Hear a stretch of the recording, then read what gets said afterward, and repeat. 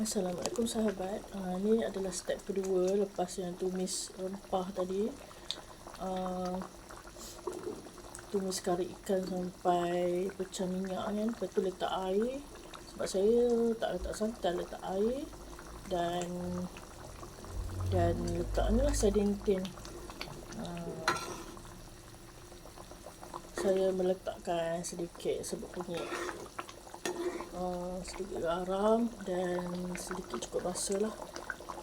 Sekarang bukan hanya cukup rasa habis, tapi macam saya nak bahagikan, kalau sayur saya letak ajinomoto ikut mana-mana. Kadang-kadang masak macam ni pun boleh letak ajinomoto, tapi kadang-kadang letak cukup rasa dia terpulang. Boleh sayur letak ni cukup rasa, kadang ikut mana yang cepat.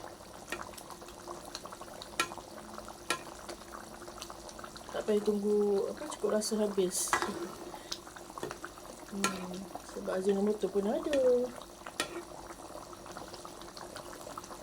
Sayur saya letak sikit je ajinomoto. Don't worry about it. Okay. Rasa dia dah okay. Even saya letak garam sikit dan saya terlupa sebenarnya saya letak cukup rasa tepi ni. Saya tak nampak. Nak letak cukup rasa, saya letak sikit kan. Saya letak sikit. Lepas tu saya rasa dia cukup rasa. Orang kata garam dia berasa lah. Berasa ni maksudnya tak terlalu masin, tapi rasa lah garam.